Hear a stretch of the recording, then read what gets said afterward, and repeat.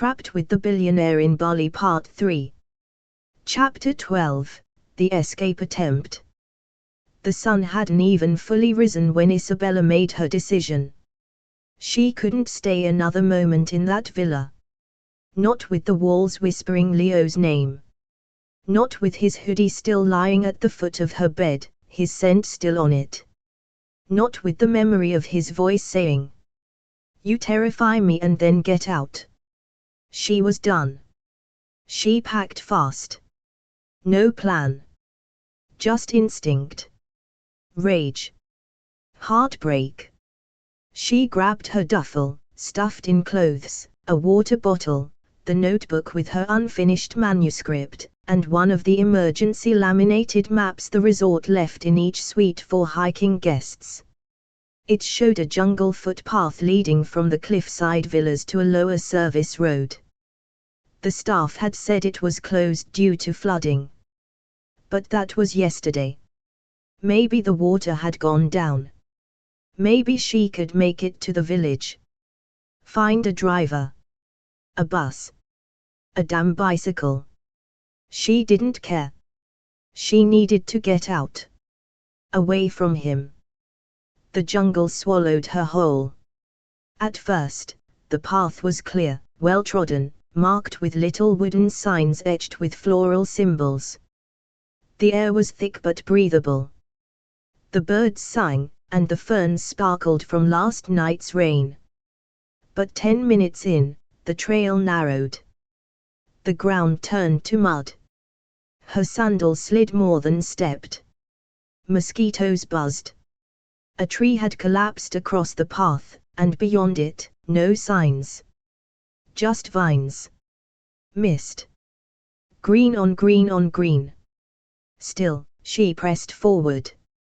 Heart pounding. Cheeks flushed with fury. He didn't deserve to see me cry. He doesn't get to win. He's just another arrogant, broken billionaire who thinks feelings are liabilities. But then the path curved, sharply, and the slope gave way. She slipped. Hard. Mud, roots, a tumble, her ankle twisted sideways, and her hands scraped against stone as she crashed to her knees. Pain screamed through her leg. "Damn it," she gasped, clutching her ankle. Damn it, the trees closed in. She looked up and realized something chilling. She had no idea where she was. No cell signal. No GPS. The laminated map had fallen in the mud and torn in half. She turned in place, panic rising like smoke. "Hello," she shouted. "Is anyone?" But the jungle just blinked back. Watching. Silent. Leo stood at the edge of the infinity pool, trying and failing to read the business memo on his tablet. But the silence wasn't right. Something was off. The staff hadn't seen Isabella since last night. No sign of her at breakfast. Her suite was empty. No bag. No phone. No laptop. That was when he noticed the map was gone from the guest room wall. And so was she. He didn't even think.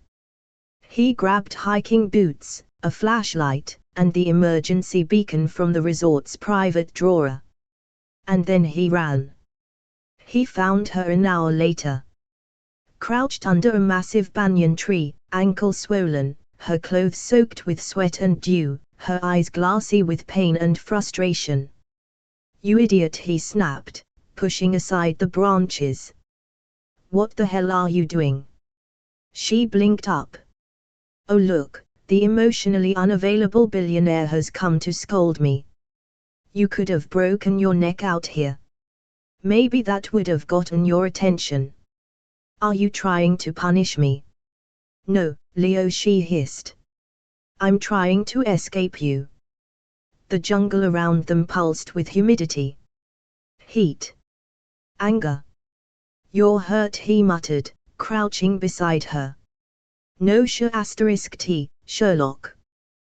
He scooped her into his arms before she could argue. She gasped. Put me down. No. I can walk, your ankle says otherwise. Their faces were inches apart. Her breath hitched. His jaw clenched. She slapped a palm against his chest. You don't get to play hero now. I'm not, he growled. I'm just not leaving you here to rot. Why do you care? Because you matter to me, he shouted, voice cracking.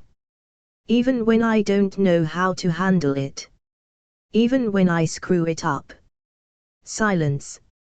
Heavy. Electric. She stared at him. Say it again. He stared back. You matter to me. Then, she kissed him.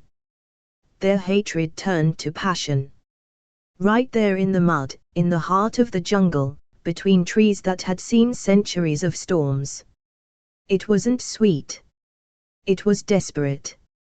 His mouth found hers like a man drowning. Her fingers dug into his hair. Their bodies collided, not just with want, but with fury and ache and everything they couldn't say. She whispered his name like a curse. He growled hers like a prayer. For a moment, nothing else existed. Not the manuscript. Not the ex. Not the storm. Only them. Flawed. Messy. Real. Later, when he carried her the rest of the way back, neither of them spoke. But something had shifted. Not resolved. Not forgiven. But something broken had finally been seen. And maybe, just maybe, they weren't as far from healing as they thought. Chapter 13, Truth or Dare. The rain finally stopped. For the first time in days, the jungle was still. No thunder. No sirens of wind. Just the occasional chirp of frogs, the drip of leaves drying in the dusk, and the soft pulse of cicadas humming like a tropical lullaby. Inside the villa, the silence was almost intimate. The kind that comes after a fight, after a storm, after two people have kissed like enemies and come undone like lovers, and now don't quite know where to put the pieces.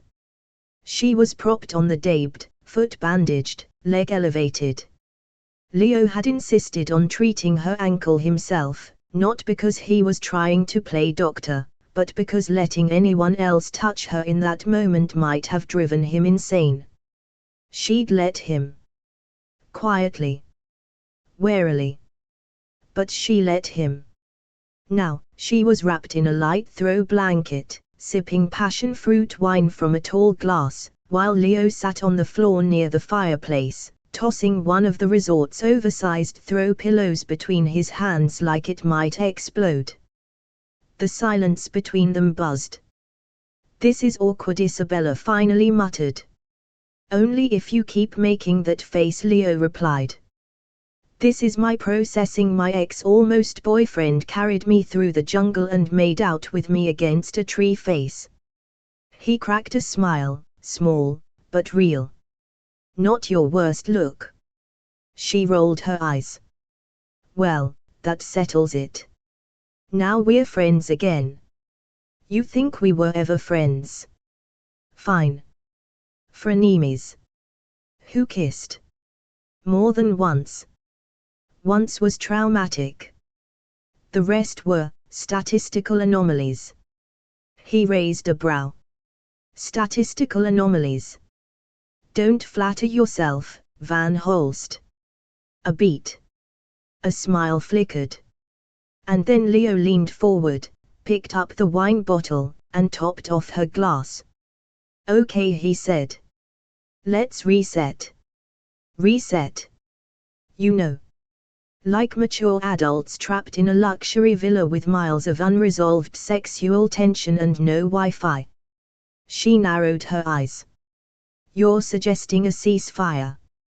I'm suggesting a game. Of truth or dare. She laughed, short and sharp. You're joking. I'm not. Rules are rules. Truth means answer honestly. Dare means don't back down. And what happens when you ask something emotional and impossible? Then you're not drinking enough. She eyed him. Then took a long sip of her wine and nodded. Fine. But I go first. Afraid of what I'll ask. Terrified. The game begins. Truth, Leo said. Isabella leaned back. Why haven't you been in love? He blinked. Starting with the easy ones, I see. She didn't flinch. Leo took a slow sip of his whiskey, eyes fixed on the glass. Because love requires trust. And I stopped giving that away a long time ago. To Max. He nodded. And Astrid. In different ways. One betrayed my company. The other broke my spine where no one could see. She hurt you. She loved the idea of me. Not the truth of me. A beat. Her voice was soft. I'm sorry. He looked up. Your turn. She hesitated. Truth, she said finally. Why did you write about me? Even when you knew it could cost us both. She looked away. Her voice was barely a whisper. Because I didn't know how to hold what I felt, unless I put it on paper.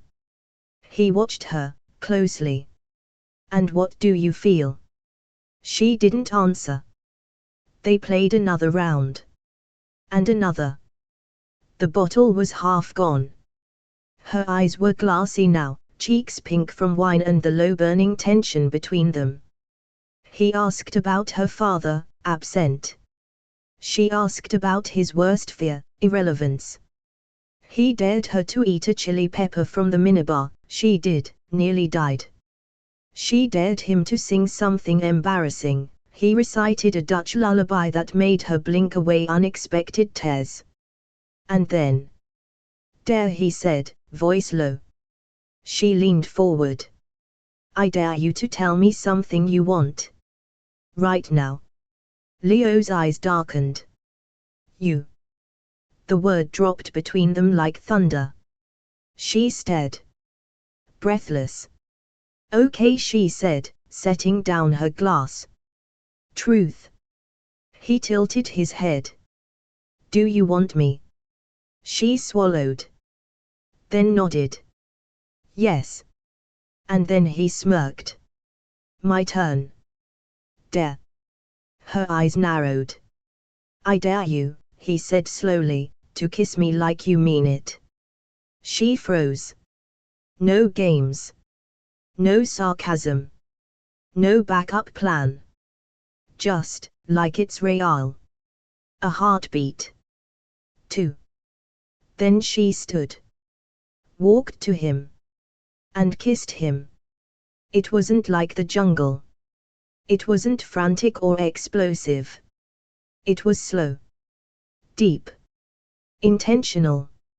Her hands cupped his jaw. His arms circled her waist. Their mouths moved in a rhythm older than language. He tasted like heat and salt and something dangerously close to tenderness. And when she finally pulled back, eyes searching his, he whispered. That was not a statistical anomaly. She smiled. No. It wasn't. Chapter 14, The Blackmail. The morning after the kiss was golden. Literally. Sunlight streamed through the glass walls. The air smelled like frangipani and possibility.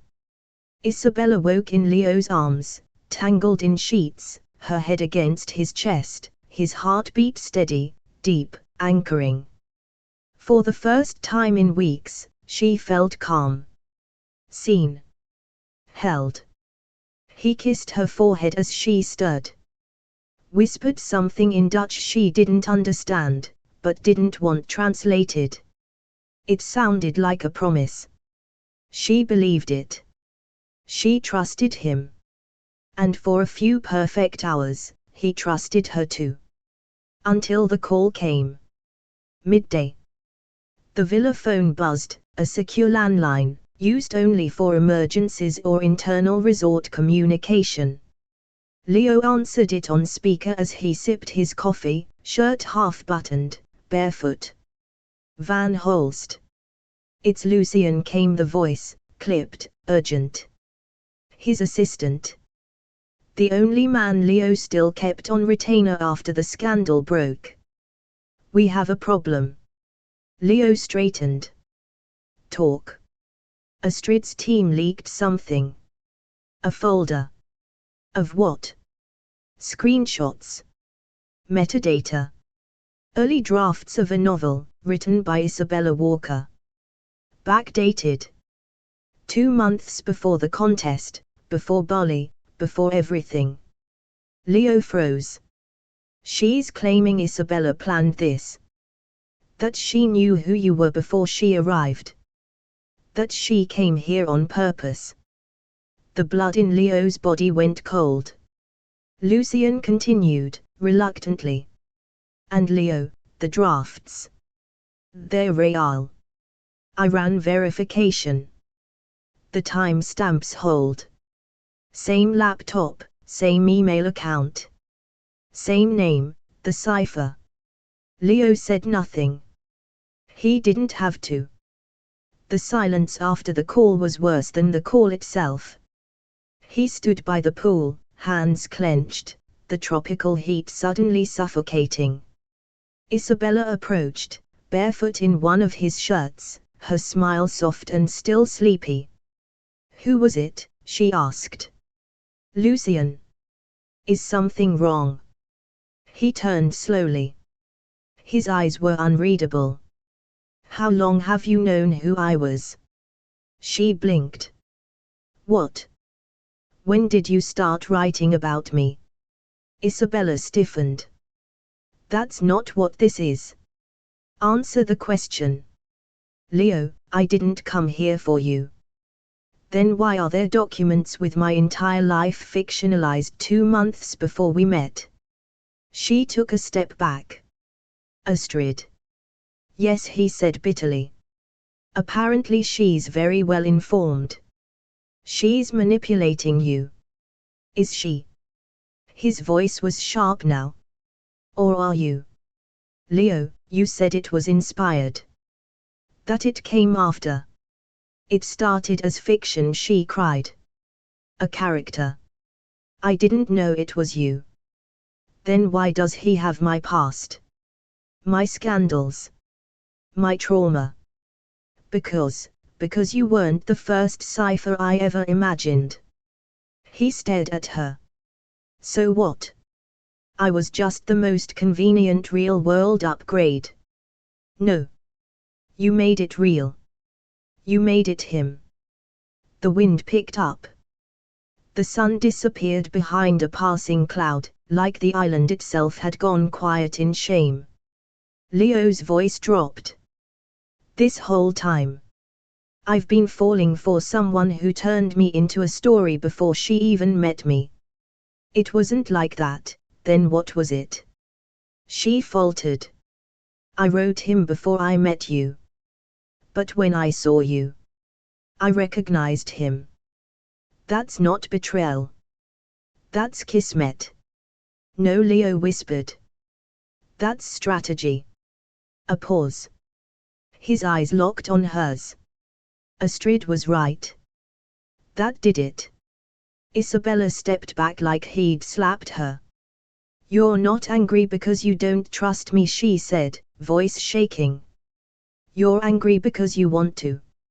And you're afraid if you do, you'll get hurt again. I already am. And with that, he turned and walked away. Not storming. Not shouting. Just gone. The villa sat in silence. No music. No laughter. No shared bottles of wine. Isabella sat alone in the library, her fingers hovering above the delete button on her manuscript. She couldn't press it. Because the cipher wasn't just Leo anymore. He was hers. Her words. Her heart. Her mistake. But also, her hope. She wasn't sure if he'd ever believe her again. But if this really was a story, she wasn't going to let it end like this. Not without a fight. Chapter 15, Banished. The sun returned with a vengeance the next morning, all golden light and glittering humidity, as if Bali itself was trying to pretend nothing had happened. But everything had. The fight. The accusation. The silence that followed. Isabella hadn't seen Leo in 14 hours. Not since he'd told her. You turned me into a story before you ever met me. Not since he'd walked away, not even bothering to look back. She didn't sleep. She barely breathed.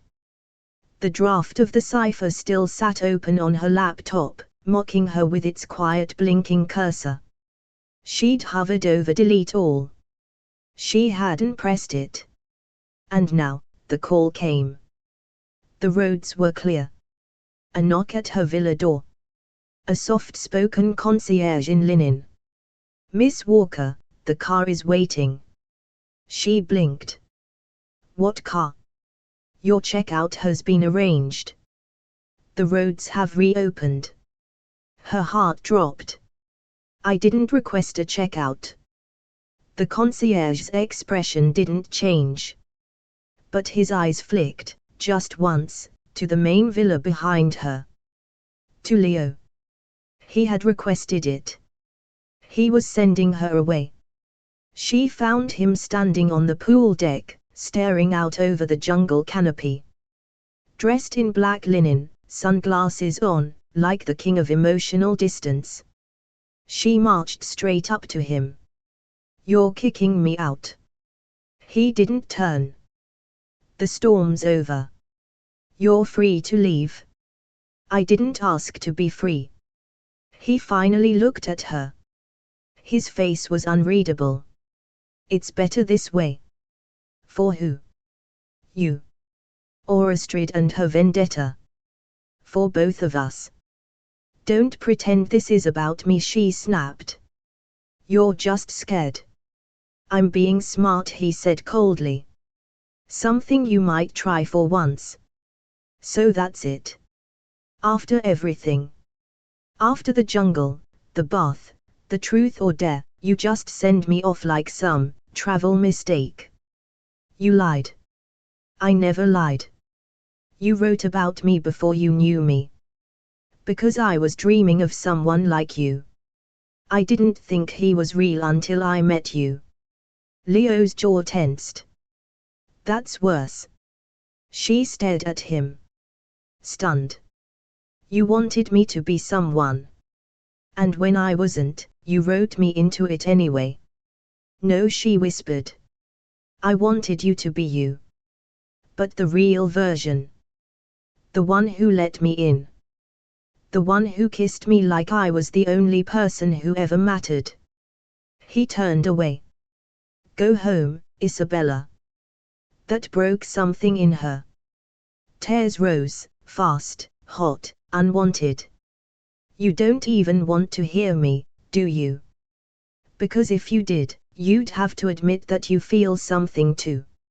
And that terrifies you." "You should be terrified," he said flatly. "Of what happens to people who get too close to me." She blinked. A single tear slipped down her cheek. "I'm not afraid of you, Leo." "Then you're not paying attention." And that was it. He walked away. Back into the villa. Back into his walls. Back into being alone. She left. The black car waited at the resort gates. As she stepped inside, she looked back only once, at the villa perched on the cliff, sparkling in the sun like a glass cage. He didn't come out. He didn't stop her. The ride to the airport was quiet. She kept one hand on her duffel and the other wrapped tightly around her notebook. The cipher was still in there. So was her heart. And now, so was the ending she hadn't wanted to write. She stared out the window, willing herself not to cry. But in her chest, one thought looped over and over: he let me go. And I still want to love him. God help me. Chapter 16, The Interview. 3 days later. New York. Gray skies. Coffee that tasted like mud. And a laptop full of betrayal. Isabella sat in her tiny Brooklyn apartment, still half full of unpacked bags and unopened publishing industry bills, staring at her inbox like it might spontaneously combust. Subject: urgent. You're in the Daily Voice. Subject: Isabella, call me. You need a PR strategy, like yesterday. Subject: this Astrid interview is wild. And then, her publicist's message. We're pulling the launch. We can't be attached to this. Her hands trembled. Her cursor hovered. She opened the link. Astrid Leclerc, flawless, glacial, and sipping espresso in a Parisian penthouse, smiled sweetly into the camera. Leo is a genius, of course. But even geniuses fall for fantasies. Are you referring to Isabella Walker? The host asked. Astrid let out a performative sigh. She's a writer, I believe. I admire fiction. When it stays in books. Not when it seeps into reality and hurts real people. Are you saying she fabricated her relationship with Leo Van Holst? Astrid tilted her head, smug. Let's just say, she knew exactly what kind of man she was bumping into at that villa. And she had a draft manuscript long before the first kiss. The host leaned forward. So you believe she was using him? I don't need to believe anything. The screenshots speak for themselves. Cut to. Draft metadata on screen. Isabella's name attached. A highlighted line. He was a man made of code and silence, and I wanted to crack him open. Tragically poetic. Astrid cooed. But manipulation doesn't look better just because it's well written. Isabella closed the laptop. She couldn't breathe. The world tilted sideways. Everything she feared was now fact in the public's eyes. Her inbox went nuclear. So it's true. How long were you playing him? Did you get paid for the book rights? We need to talk about your publisher contract, it's in violation. Calls. DMs. Screenshots of TikToks dissecting her betrayal. Her Twitter bio was being edited in real time by strangers.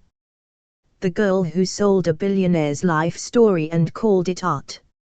Even her most loyal readers, the small community she'd built, were starting to turn. Some called it a misunderstanding. Others.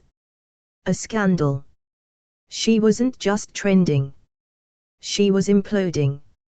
She sat curled on the floor of her apartment, surrounded by notebooks, crying into a hoodie 2 sizes too big, Leo's hoodie, the only thing she'd brought back from Bali that still smelled like him. And through her headphones, his voice replayed in her memory. You turned me into a story before you even met me. She didn't even know what was real anymore. Had she manipulated him? Had she set it all in motion? Or had she simply loved too deeply, too soon, and paid the price for daring to tell the truth? Astrid smiled as the article hit syndication. Leo didn't comment. Didn't post. Didn't push back. Not yet. Which, in Astrid's mind, meant she'd won. But what she didn't know. Leo Van Holst was watching. Reading. And something in his silence was shifting. Because even now, even after everything, he still didn't believe Isabella had planned it. But if he wanted to find the truth, he'd have to do something he'd spent years avoiding, face himself. Chapter 17, Leo spirals. 2 weeks after Bali. The world had moved on. But Leo Van Holst, he hadn't. He'd gone offline in every way that mattered, no public statements, no press rebuttals, no LinkedIn power plays. But what he had done was much louder. He bought it without test driving it. $128 million. 4 decks. Helipad. Champagne faucet. Docked it in St. Tropez and renamed it, The Fallacy. When asked by a journalist why that name, he replied with a crooked smile. Because it sounds like everything I've ever believed in. He then downed half a bottle of crystal and walked away barefoot. The spiral was cinematic. Day 1, paparazzi shots of Leo shirtless, sunglasses on at midnight, dancing on the deck with 2 French models and an inflatable unicorn. Day 2, rumors of a private poker party with exiled billionaires and a disgraced royal. Day 3, a tabloid headline that screamed, "Billionaire bad boy returns, and he's bringing chaos with him." Underneath it, a grainy photo. Leo, drenched in champagne, laughing like a man possessed. Shirt open. Eyes empty. But behind the parties, he was unraveling. The yacht was loud. Crowded. Blinding. But Isabella was everywhere. She was in the honey color of the teak deck. In the way the air smelled like salt and citrus. In the silence he chased at the bottom of every glass. He saw her in candlelight. Heard her voice when no one else was speaking. And the worst part. He wanted her there. Lucien, his assistant, the last professional soldier still on the payroll, cornered him on deck one morning as Leo leaned against the rail, unshaven, clutching a mimosa like it was medicine. "You're a walking scandal again." Leo didn't flinch. "That's what they wanted. The board's trying to freeze your assets. Van Holst Systems is bleeding credibility by the hour. Then let it bleed. This isn't noble self-destruction. This is embarrassing." Leo chuckled darkly. "I'm leaning into the myth, Lucien. Might as well become the villain they already think I am." Lucien took a breath. "Did you love her?" Leo didn't answer. "You let Astrid tell the story," Lucien said. "But you know it's not the truth." Still, no answer. "You can drink yourself across every ocean on this yacht, Leo, but you can't outrun what you lost." That night, the music was louder. Leo threw a party-themed Paradise Lost. He wore white linen. Poured absinthe. Told a crowd of tech influencers and crypto millionaires, "We're all algorithms." Pretending to feel. But the eyes he scanned in the crowd, they weren't hers. No one's laugh hit the same frequency. No one's kiss could compare to the one in the Bali rain. No one called him out like she did.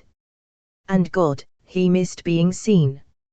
At 3:17 a.m., he climbed to the top deck. Alone. Finally. He took off his shirt. Let the wind rip through his hair. Held his phone over the ocean. Her number was still saved. Still unanswered. Still untouched. He almost dropped it. Almost. Instead, he whispered, "You were the only real thing I ever had." And then he turned and walked inside, the door slamming behind him. But the world was watching. And the headlines wouldn't stop. From cipher to sinker, the collapse of Leo Van Holst. Has Leo lost it? Billionaire breakup and spirit breakdown. Isabella Walker, muse or manipulator. And worst of all, he hasn't denied any of it. Because Leo still wasn't ready to speak. But soon, he would have to. Thanks for listening to Billionaire Romance Stories, where love meets luxury in the most unexpected places. If you enjoyed this story, make sure to like, subscribe, and drop a comment. We love hearing your favorite twists and wild theories. And don't forget to ring that bell, because in this world of yachts, secrets, and steamy romance, the next story is always one scandal away.